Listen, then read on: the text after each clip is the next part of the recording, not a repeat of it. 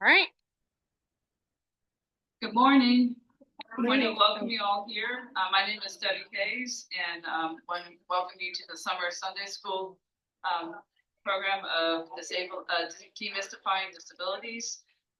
Want to let you know that next week we will have Leah Murray, a community coach with Lifespan Services, who will speak about her work with that organization, which serves individuals with intellectual and developmental disabilities throughout their lifetimes. But I'm very excited today to introduce our speaker, Pam Brown, who has been an educator for over 30 years. She started as an English teacher when she had a student who was losing vision have services where they were taught Braille. She decided to go back to school and become recertified as a teacher of the visually impaired. And she did that throughout the High Point City schools and then the Guilford County schools for 30 years. She has also taught Braille at JTCC for blind adults. But we're very excited to have you. So welcome, Pam.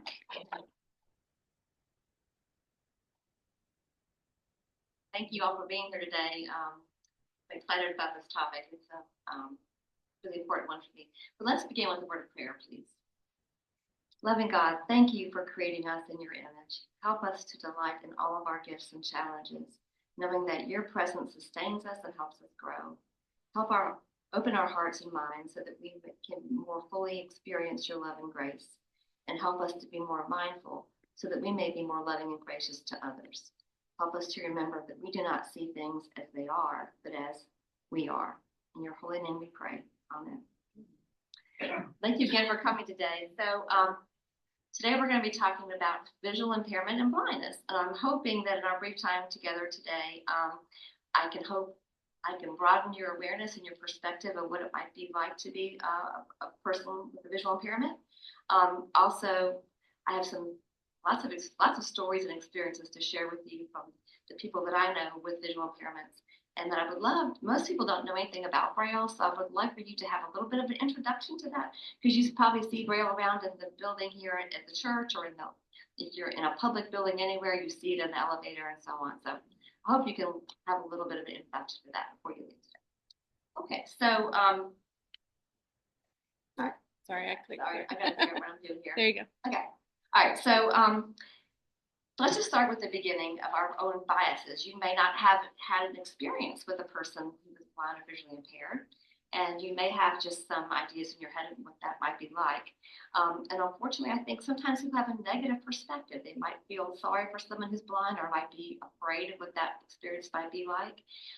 And some of that may have been connected to those of us that read the Bible, which is a lot of stories in the Bible about Jesus healing the blind person, which may have a connotation of that might be a bad thing. But I think most biblical scholars remind us that references to blindness in the Bible typically refer to spiritual blindness. And it's our inability to see things clearly and with the heart and with just to be aware of things. And I think when you hear the stories of the people that I'll share with you, hopefully you will see that to be true too. I think that Helen Keller, well, I was going to say most blind people that I know will just tell you they do everything that we do, they just do it differently. So that's one of the messages I want you to leave here with today. And Helen Keller, who was blind and deaf, I mean, I like what she had to say. She said it's better to be blind and see with your heart than to have two good eyes and see nothing at all. And then the author of The Little Prince, it's only with the heart that one can see rightly. What is essential is a stop. I think we've had moments like that, we realize, the things that we really know to be true and real are not things we're seeing. They're things that we know from a different perspective. So to help you kind of get that vibe and from a neuroscience perspective, I have a video to share with you. It's a TED Talk by a neuroscience. I think he's a brain surgeon who has worked with patients who have visual impairments, and he has studied their brains. And so it's not just me telling you what fabulous things people can do. He's going to look at it from that brain perspective to show you what's happening. So if you don't mind turning that on, yeah, okay.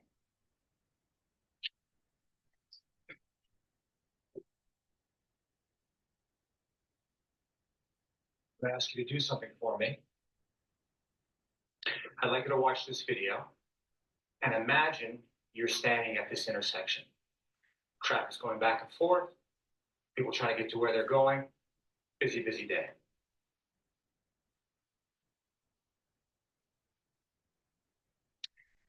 Next to you is this man who happens to be blind. So as you're waiting for your turn to cross the street, what kind of thoughts are going through your mind right now? Is it curiosity? Is it indifference? You might be feeling a sense of pity. You might be also feeling a sense of relief that you yourself are not blind. Not judging. Now, let's say this person starts chatting with you. He says, "Excuse me, I'm from out of town. I don't know my way around. Can you tell me, how do I get to the subway station?" How do you give directions to someone who can't see? Give you a hint? Pointing? Saying something like, "Over there"?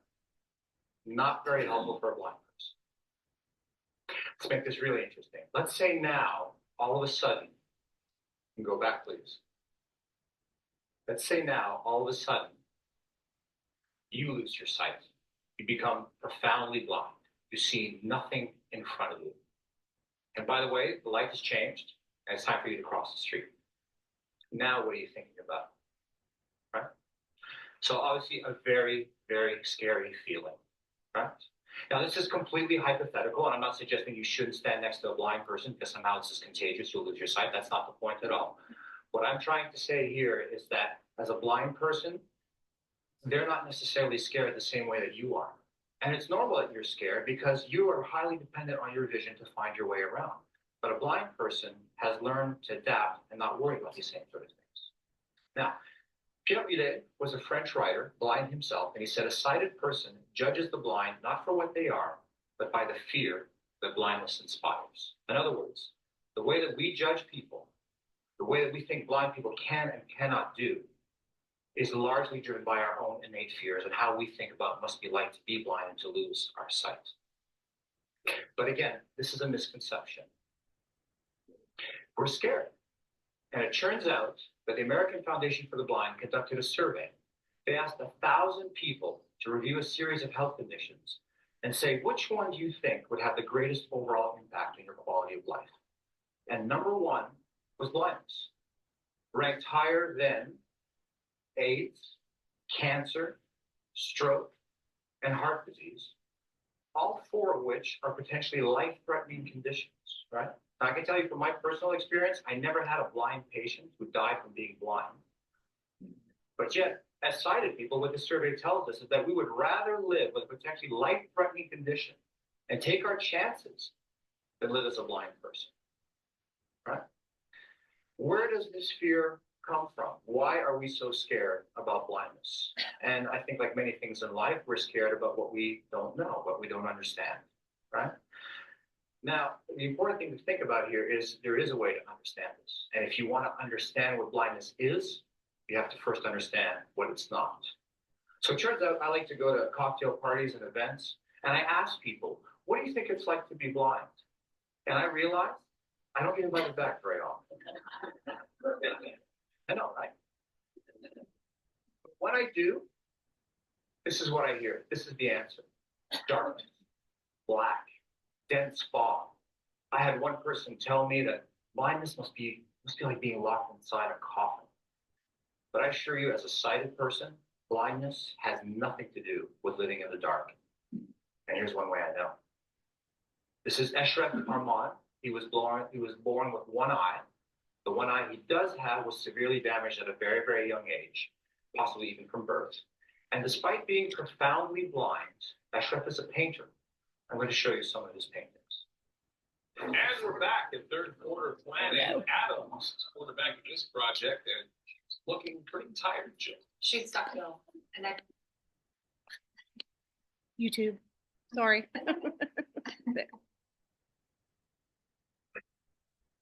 And one more.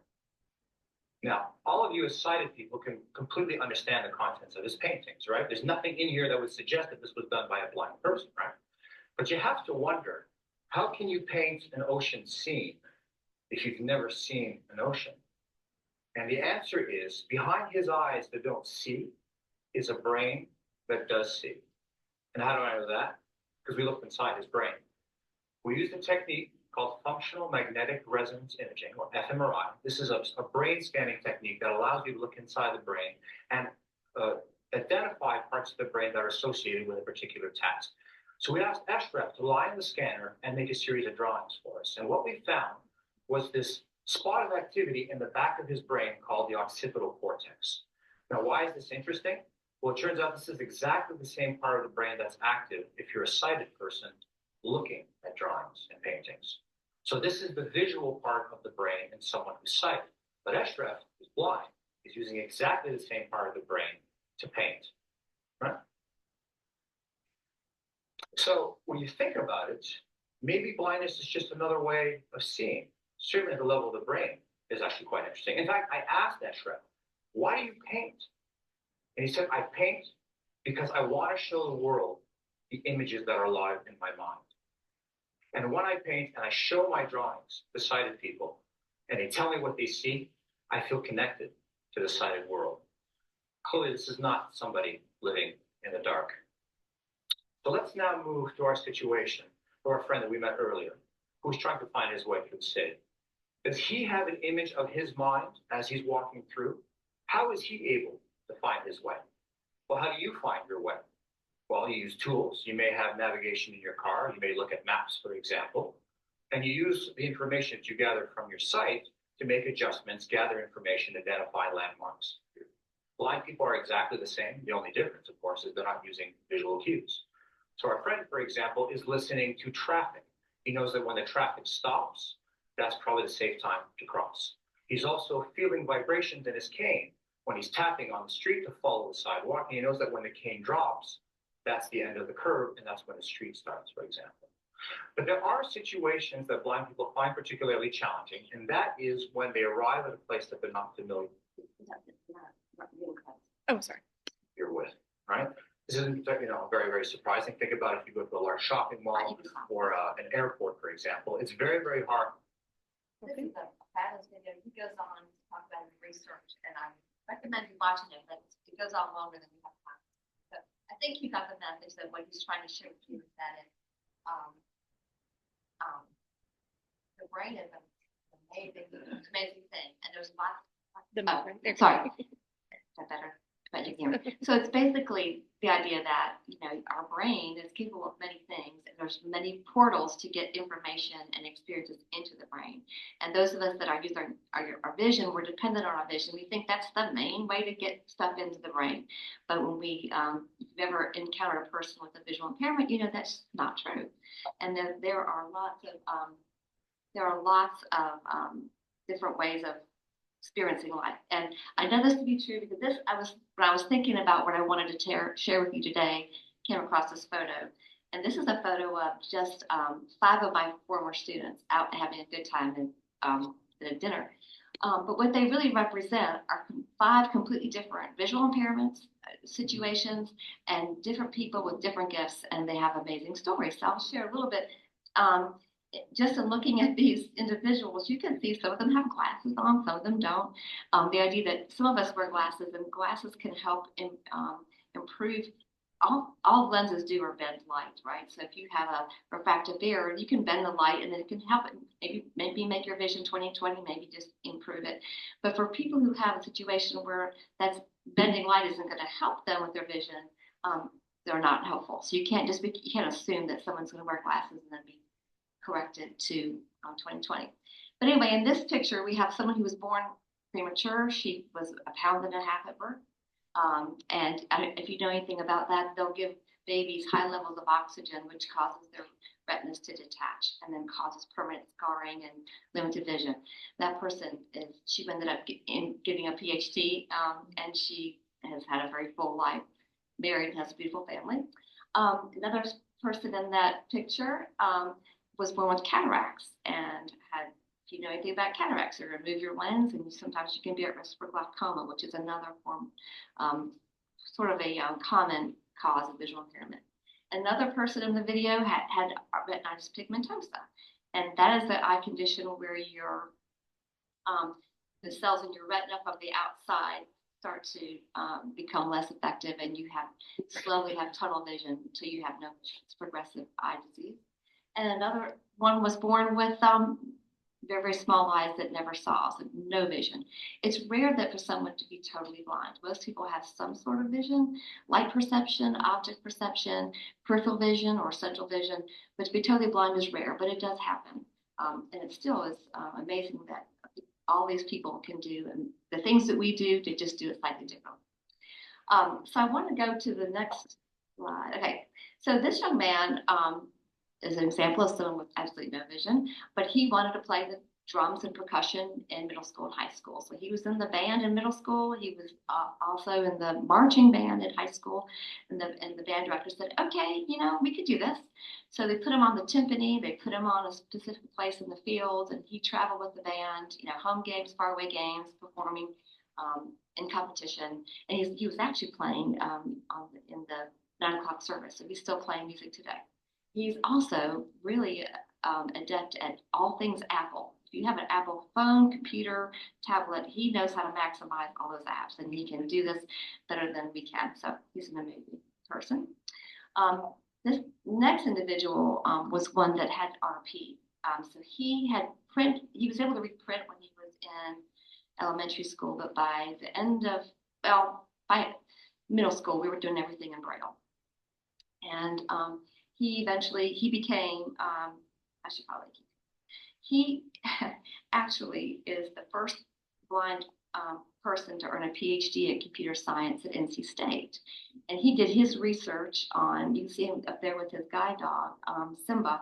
He received a guide dog between undergraduate and graduate work. But anyway, he discovered a way to use computer technology to help improve how you train guide dogs. And he now works at SAS in Cary, and his title now is Senior Project Manager of Artificial Intelligence and Machine Learning. So he is continuing to do amazing things. Really great guy. What did I do? Okay, Katie, what did I do? Right, here we go. He's the co-founder of this particular project. It's called charttomusic.com, which turns all this for blind users that are trying to interpret data, like a graph into things. He can translate that into music or sound so people can access the data, which is pretty amazing. But before we go into this one, I'm going to go back to this. Sorry. I want to go back. Okay. Well, anyway, it doesn't matter. That gentleman I was just telling you about that did this. When he was in high school, he was at the end of 10th grade going into 11th grade, and he was looking at what kind of classes he was going to take in junior year, and he wanted to take AP, the advanced placement classes. So he signed up to take AP English, and so I set up a meeting with the teacher, and we're going to go over there and get acquainted, and I'm going to get the list of books. We have to get them Braille and do all this stuff. So we walk in the room, and immediately the teacher starts flashing her hands in front of his face, going, how many fingers have I got up? What can you see? Tell me what you can see. And then she told him, I just don't think AP is for you. I think you just go do the honors class. And we said, well, it's nice to meet you too. And we walked out of the room. And then the kid said, we're doing the AP class, right? And he did, of course. And we got all the books in Braille. He was able to type his papers, and he scored a 5 on the AP exam. But the cool thing about that is that teacher still will tell you that she felt like she was the one that was blind that year, that her bias and her lack of perception prevented her from seeing this person as, what his potential was. And so that year really opened up her understanding of how we need to look at, there's so many ways of doing life, and you can't limit someone just because you think they have a visual impairment and they're not capable. So that was a pretty cool thing. All right, this next student, she is, and one thing I forgot to say about music, if you're going to play an instrument and you're blind, we could do the music in Braille, and then you study the music in Braille, and you memorize it, because you can't play an instrument and do Braille music at the same time. This student was able to she could do things by listening, and you could play the music, and she would then memorize it and then play. So she played in the orchestra in middle school, high school, and she learned a way to use computer technology to help compose music and do arrangements. And she was really excited about some Christmas music that we're going to do for the Christmas concert at Grimsley. And she said, I've got a great idea. I can make an arrangement for the orchestra and the band to play together. Let me create the arrangement. I'll lead the rehearsals. And she did. And then she was able to conduct that performance for Brinsley. In this picture, you see and I think she has some choral because there's MJ there, the choral director, the band director, and orchestra director were there to support her. So she's still composing music today, and she's a really great musician. But when one of the years the orchestra was traveling to New York City, she found out they were going to be going to hear Yo-Yo Ma. And so she wrote them this letter, and she said, I just want to tell you how much you've impacted my music and how you've inspired me, and I'm coming to New York for this concert. So anyway, I said, okay, she said, please mail this letter. And I said, well, I don't know, he's so famous and busy, just please mail the letter. So I mailed the letter to him, and I said, you're probably not going to get a response because he's pretty famous. Anyway, not only did we get a response, but we got an invitation to come back and meet him after the show. And I thought there would be like a room full of people, other fans that would be greeting him. It was just us. And he was so gracious to talk to her about her music. And she was able to tell him, all the things that made music so fascinating for her. Anyway, great opportunity. So that was exciting. That was awesome. This young man has very limited vision, also born profoundly deaf, but he can hear with cochlear implants. Brilliant young man who he's been fascinated by Latin and ancient histories and so on. And he spent last summer in Italy working on an archaeological dig in Rome. So he's continuing to study that. He's going to New York, I guess, this fall to continue his studies with that. And the next one, okay, this young man, no vision in one eye.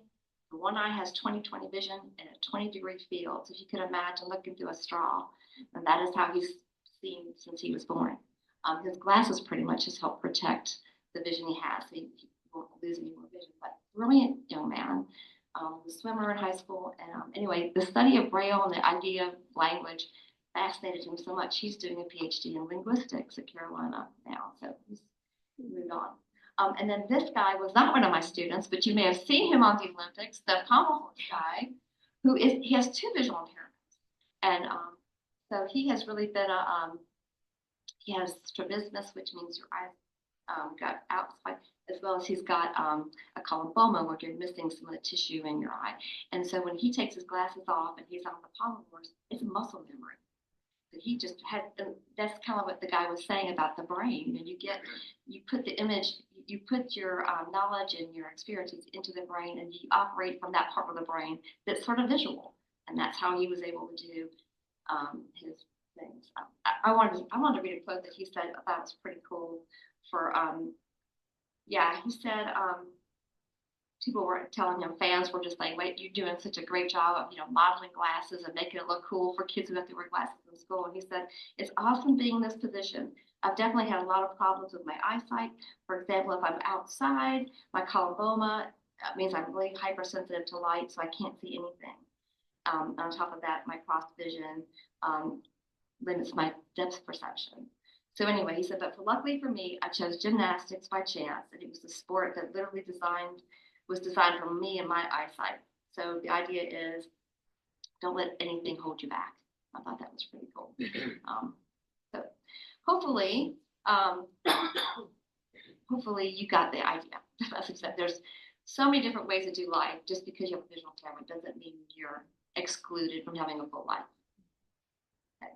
So the next thing I want to talk about, basically the idea there, is Braille. And what's cool about it is, this is a picture of Louis Braille, who invented the Braille alphabet, but he was 12 when he developed the Braille alphabet. The story for him is he lost his vision as a young child, and he was really loved learning, and he was able to go to the school for the National School in Paris for blind children. But again, all they could do was talk to the kids, talking about not having, there's no books in Braille. The teacher's just telling you things, trying to teach you by verbally explaining things. And you think about math instruction, math is so visual. You really can't get it if you don't have a way to get access to those concepts.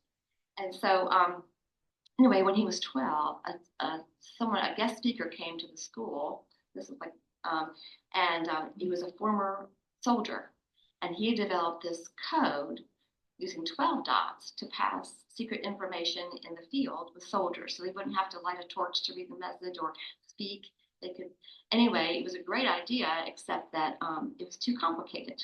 And so many of the soldiers just really couldn't latch onto it because it was 12 dots. And anyway, but Louis Braille said, you know what? I think I can work with that. So he pared it down to 6 dots, and he developed the first alphabet that we still use today. It's just because basically it's another way of writing. Like we use, lines and curves to make the print alphabet. The dots are another way of writing the English language, or Italian, or in this case French, because the first Braille alphabet was in French. So the concept here is we call it the Braille cell. So there's like six dots. The position of the dot's important. So it goes down, 1, 2, 3 on the left, and 4, 5, 6 on the right. And you can do, there's now, and what's important about that, I was just going to make the state that even if you're colorblind and you're approaching a traffic light, you can tell what the light is because of the position of the light that's lit up. On top it's red, middle's yellow, and green. It's the same with Braille. The Braille cell, there we go. Go back. I'm going to go back up to that. Oh, well. Just want to say, where the dots are, it makes a difference. You can't just put a random dot and it's going to make something. The position makes a difference in the Braille alphabet. Okay. And again, the point here too is it's not a language. It's basically a code. So you can use the Braille alphabet to write Italian, Japanese, and so on. And I have some packets in the back that you can take home, but this is the picture of the Braille alphabet, and you can see where the dark dots kind of point out what the letters are. And the way it's arranged, I hope you can kind of see where A is the dot 1, and B is dots 1, 2, C is 3, 1 and 4, and so on. And then if you look at the second line, K through T is the same shape as A through J, just adding a dot 3 at the bottom. And then then you go on for U and Z, it's the same shape, the A, B, C, with a dot 3 and 6 added. The only difference is W, because there wasn't a W in the French language when Louis Braille was alive. So the English-speaking countries had to add a W. But that is basically the alphabet. And I know sometimes people get confused with Helen Keller because she was blind and deaf, but she wasn't doing American Sign Language that we know today. They were spelling the alphabet into her hand, the sign language alphabet that translated into the Braille alphabet that she was reading. So that's how she was doing this, Braille alphabet with the hand signs. Okay, so, and then to make numbers, you can there's a little shape in front of there, dots 4, 5, 6, 3, 4, 5, 6 in front of an A makes it a 1. In front of a B makes it a 2, and so on. Just like we can use any 0 through 1, all those digits to make any number. It's the same in Braille. You put a number sign in front of it, and it becomes a. But the same there's music code, there's science code, you can do anything you can do in print, you can do with these 6 dots, which is pretty kind of amazing to think about that. Okay, this is an example. Virginia Reynolds went to Italy one summer, and Robert Joe went to Japan, and they sent these pictures. These are Braille maps that are written Japanese and Italian, so that's the same alphabet. And I would say that Braille takes up. I'm going to show you some books in a minute, but Braille takes up so much room that there are different combinations for common combinations of letters like THE, AND. So, and I noticed that they do the same kind of combinations in Italian and Japanese. But what's cool about this on the Japanese map also involves using auditory, like those buttons you push, you can hear. So it's a combination of listening and using the tactile to be familiar with your environment and learning what you can find out. Okay, so I'm gonna hold up some Braille books that I'm eventually gonna put them over here for you to look at. But I also want to talk about how technology really does bridge the gap. For Braille is not obsolete because you can use your computer to use Braille too. So this is an old-fashioned Braille writer where you can put the paper in, and you can see where these keys represent the 6 dots. And this is like, plunking away like you would do a typewriter, but it's actually like a paper and pencil for a blind person. Doing a math problem, you're going to be wanting to write it out. You would use it. You're on the computer. Anyway, this is a great little device that can be attached to a smartphone, a computer, a tablet, and I'll pass this around. You can feel the braille down here, but you can input information. You can input information into the computer, or if your cursor is on a screen on your iPhone or whatever, it's going to show you what the braille is. You can hear it. All of the computers these days or in your phones have voiceover or different kinds of narration programs. So a person is going to be using their headphones to hear what's happening on the computer. You can also feel it in braille, which is pretty cool. And kids are using this in elementary school, middle school, high school, and in business. I think sometimes in the community, if you have a blind professional and they're using one device and they get the upgrade and they don't need the old one, they'll donate it to the school. So we give them to high school kids or elementary school kids, and they're using these things, as a great way to use braille.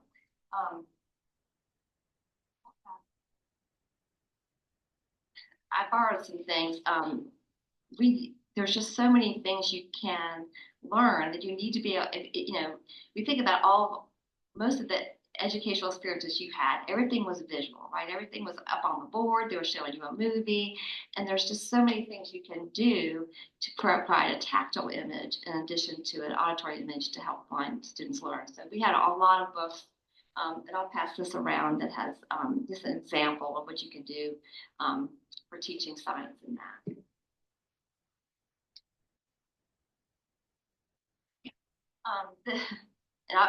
This is less exciting, but math is one of those things. Like I said, you have to be able to feel to understand a right triangle, to understand geometry. You have to be able to feel it so you see it. And in Guilford County Schools, we had a team of braillists, so we could get all the information from teachers, and then they would be able to put it in braille for us. We would try to get it to the kid, at the same time their peers were getting the same, outlines or assignments and so on. So it's another example of that. I have lots of other braille things. I'm just going to put them out here for you all to see them. And if you have any questions about that, I'm happy to answer. I wanted to share too. Here's an example of a student. She's got her iPad and her keyboard, but she's also typing on one of these devices. So wherever the cursor is, you could edit from here. You could also do that. Here's another example. Here's another one. Yeah. Other students using the technology there. Okay. The other thing, I think our speaker last week was talking a little bit about this. There are so many apps right now that are available because all of our phones have cameras on them that become really a great tool for someone with limited vision. You can aim a camera and you can get information that the phone can narrate. But this is a really cool thing called Be My Eyes. I've actually done this. So this involves volunteers. So what happens is if you sign up to be a volunteer, you can you're agreeing to answer a phone call. So let's say a blind person in Australia calls and they're looking in their refrigerator and they can't tell if the milk is expired. They would call and say, aim their camera and say, hey, but it's kind of like FaceTime in a way. Mm-hmm. And say, hey, can you tell me what this is? And I've answered a couple calls, and one was about a computer problem, one was about something else. But it's a great way to connect with someone, and you can be their help just in that moment, which is kind of cool. There's other apps too that are out there. I can't get right there. It's fine. This is another one that so and again, you're going to aim the camera, and it will then freeze frame that image and then narrate to you what that is. If you're traveling in a really busy intersection and you can hear construction, you might want to aim that camera out and say, what am I getting ready to walk into? And there's other ones too that help with, reading cash. If you have some cash in your hand, there's a cash reader. There's different ones that help you with color coding if you're trying to figure out to match your outfit, that kind of thing. But anyway, there's a lot more I could say about it, but I hope that gives you a little bit of an introduction to the world of visual impairment. There's one more thing to share. Okay. Helen Keller said it very well. Alone we can do so little, but together we can do so much. So it's really about interacting with each other and sharing our experiences to help enhance all of our experience. So that's all I have. If you have any questions, Alex said I'll put these Braille books and things out if you want to take a look at them and feel the Braille display. You're welcome to do that. In the back, I have a Braille alphabet for you and a little packet that has some more Braille activities if you're interested in kind of exploring that. You're welcome to do that. So, are there any questions? Yes. So how are Braille books produced? I mean, I could print stuff at home easily. Right. You would have to have an embosser, a Braille embossing printer that would be attached to a computer. And so that's kind of what we do. Some of it is hand done. Some of it is, if you can do it, you can send it to an embosser. And then, so if you have a file, and then you, instead of going to a print printer, it's going to go to an embossing. So the Braille paper goes in, and the dots come up, and it creates those Braille books. And that is like, that's a lifeline for our kids. Because most, I mean, all these students that I work with, they're totally independent. They're going, taking their canes and going into school, and you know, we just give them a Braille book and off they go. So it's really, and some teachers were great about giving us the notes ahead of time, so I would get them, so they would have whatever was on the board in Braille. So if you're doing a math, you know, pre-calculus class, you got to have the notes in front of you so you know what's going on, you know. So that's what we were doing. Good question. The school system, I think we had 2 or 3 of them because, you know, they were constantly embossing all day long. They're about $4,000, I would say. And of course, everything's going up. And I've been retired for a little bit, so that may be a low ball, I would guess. But yeah. Could you restate questions for Zoom when they Oh, come in? I'm sorry. So he was asking about how our Braille books produce, and I was saying you had to have an embosser to create the dots for books, and he was asking the price, and they're about $4,000, I think, but they may be more now because everything is going up. Mhm. Yes, Brenda. So, were part of your responsibilities not only to work with students teaching, but create the materials? I mean, should you would think that describing the Braille? I would say yes, and all of that. But luckily, I was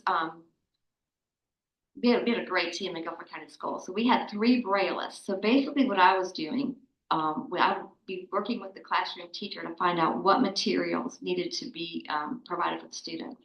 And I would take that information to the Braillist. They would create the bulk of the here's an example of a novel. Okay, I would make sure that they would Braille this, they would get it, and I would bring it to the student. But and most of the time they were independent in the classroom, but math was the sticky one. So oftentimes I would be sitting in the classroom with the student.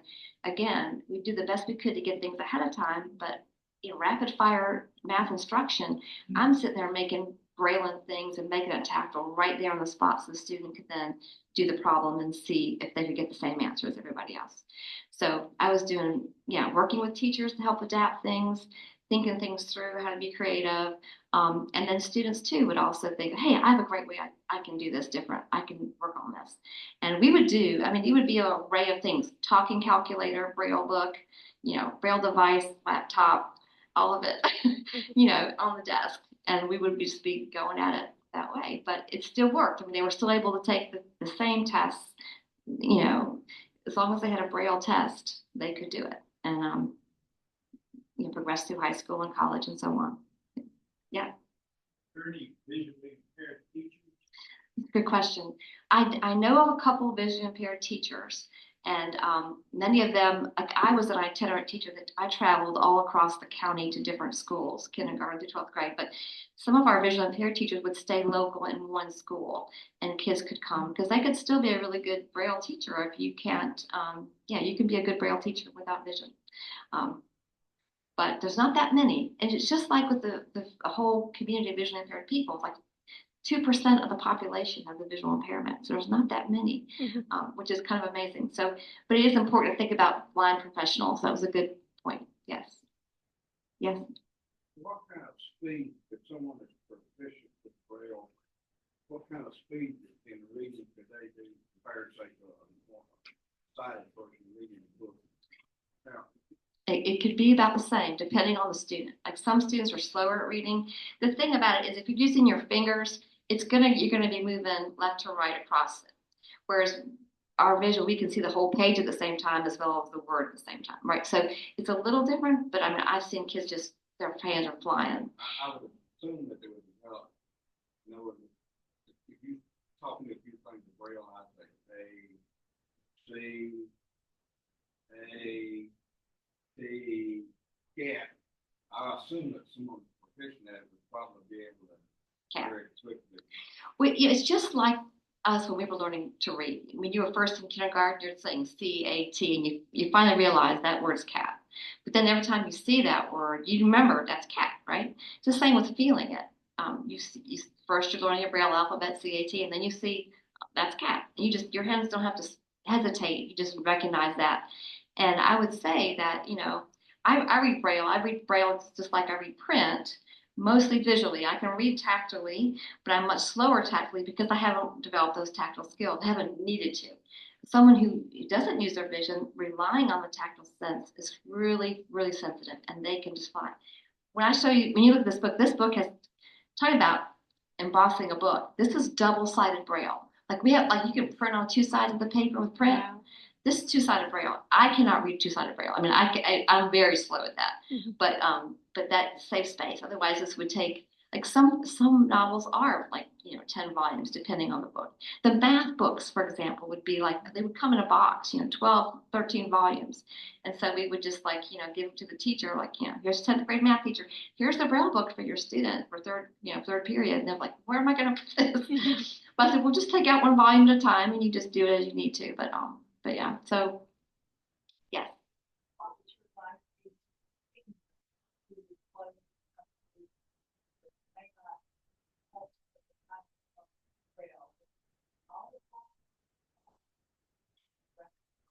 That's a good question. She's talking about a senior, and I have worked with adults that are losing vision too.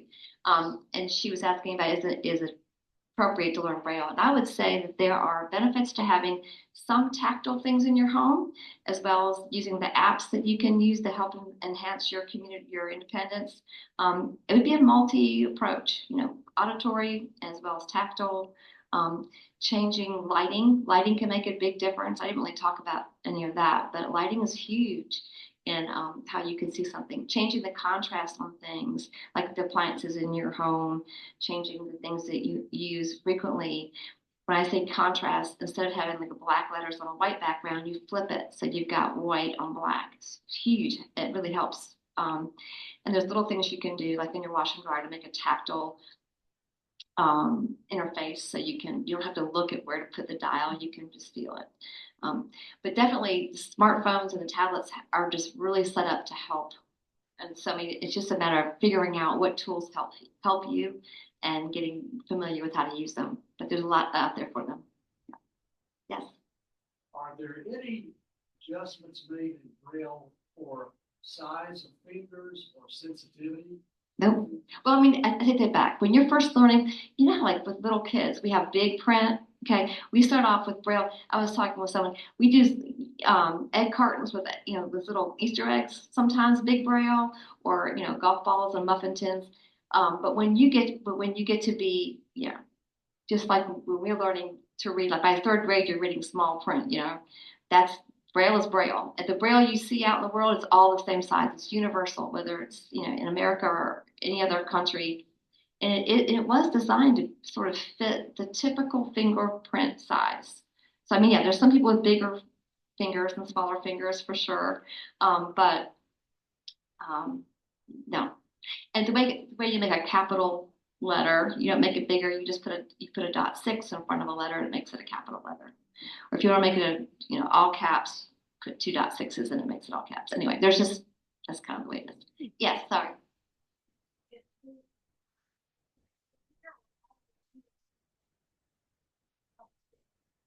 A good question. So she's asking about, is there a school for the blind still? And there still is. It's the Governor Moorhead School for the Blind in Raleigh, and it is a residential school. So there's a spectrum of services, and we want to serve.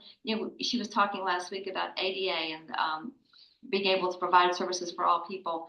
So there's a spectrum. You can be in your home school and get your services, or if you would prefer to go to a residential school, you could do that. And some people do.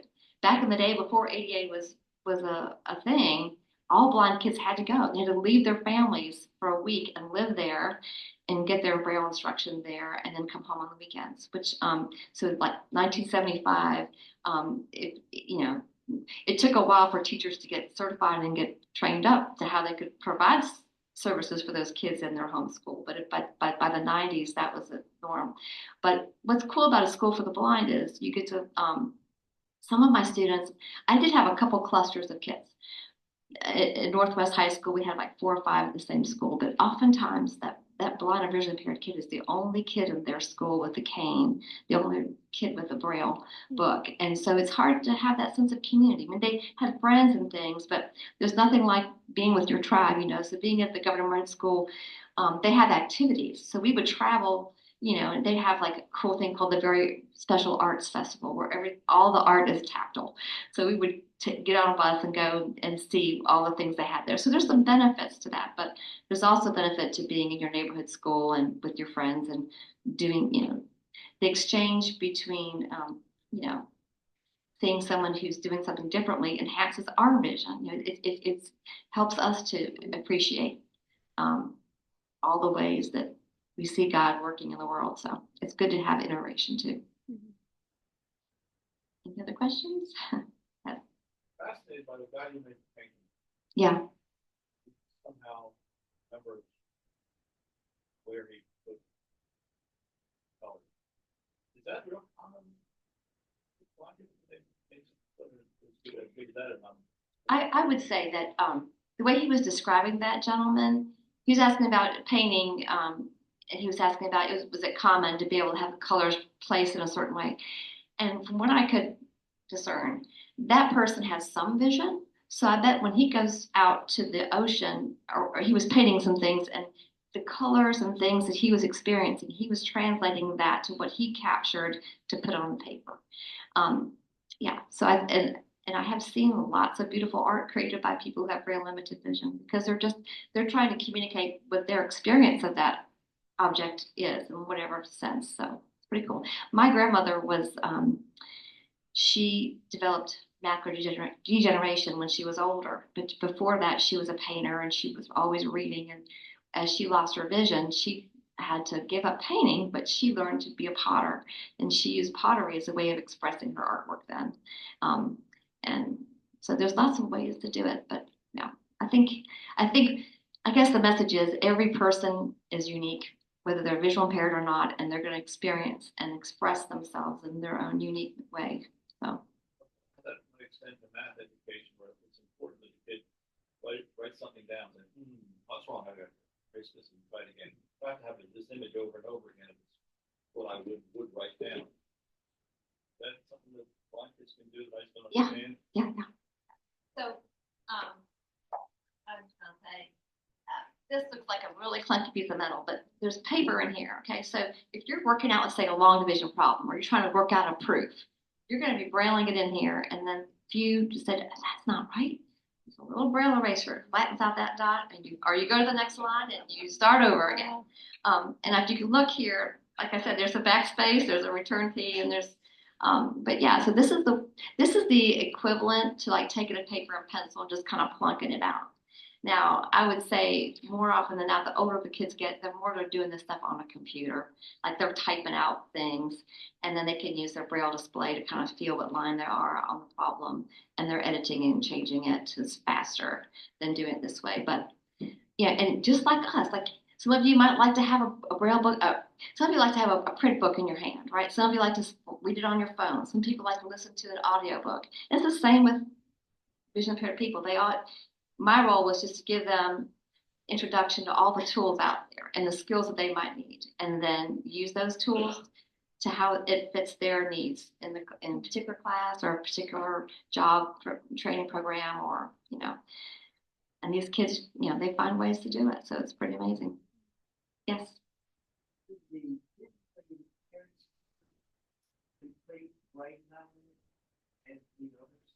Yes. Nope. In most cases, they're right on target. And like I said, they're taking the AP classes, they're getting college credit for those courses, they're taking all those exams in Braille, I've given the SAT, I don't know how many times. Making sure they have a Braille copy, and if they're doing the math problems, transcribing. I did a lot of transcribing too. Like if the kids were Brailing it out with this or something, I would have to put the print on it so the teacher could then grade it. So I was doing a lot of that. A lot of times I would just swing by the school, pick up all the stuff that had to be transcribed from the Spanish class, put it in there and drop it off to the teacher, that kind of thing. That's more of a bridge, really. A teacher as well as a bridge to making sure they had access to everything.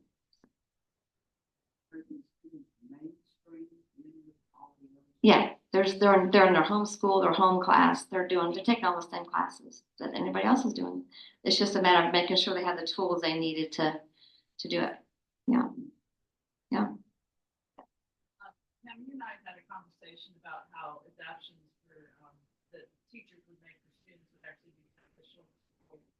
Yes, I would say a third of my job was to help educate teachers, to help them see that whatever you're doing for this blind student in the classroom, everybody's benefiting. If you're going to be more verbal, if you're going to have some tactile things, if you're going to do anything you're going to do experientially that's going to benefit this blind student, everybody in the room is getting that much more depth into the experience. And so many times teachers would say, you made me a better teacher. I didn't realize I could do this, and how much better, how everybody benefited from this approach. So usually I would go from the first day of school, a teacher crying, saying, I can't have a blind kid in my class, to the thank you for coming. This is with the best year. And they would share that story with other teachers going forward, because it was such a profound experience to develop themselves as an educator, as well as the interchange between the students. It was really great. Yes. I know that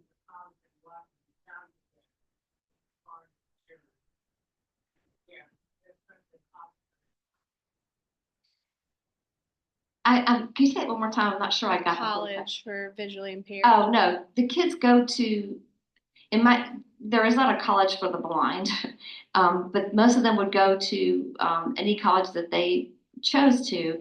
But all the schools have now what's called a Students with Disabilities office, and they would meet with those professionals to say, what do you need to be successful? So they would help access, Braille, or in some cases, someone who would be a reader, like to read things to them.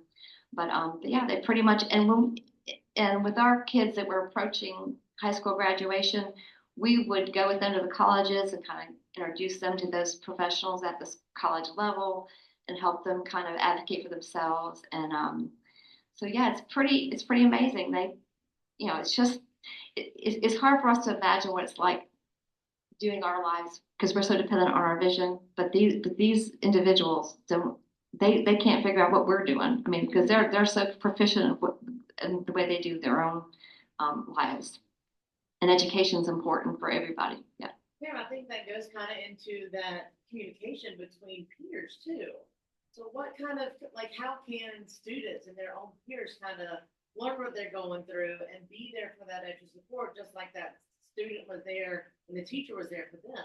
Is there, this education is huge between peers. Yes.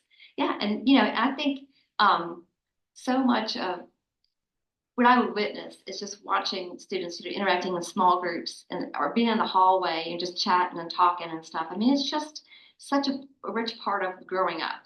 And you want to be able to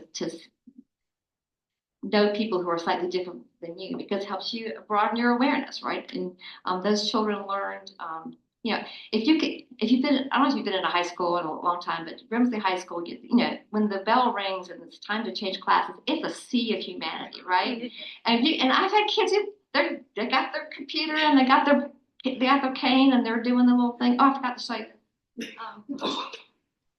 This is the latest Barbie that just came out, and she's got a cane, and isn't that great? And her little her outfit's different textures, so you can kind of enjoy it's really frilly skirt and a little slipy top, so a visually impaired person can really enjoy dressing her up and everything. And the cane actually works. It has the tip that can, just like a regular cane, which is pretty cool. I thought it was neat. So there's, I don't know, I've got a lot of stuff I could share with you, but it's a lot. But thank you for your time today, and I appreciate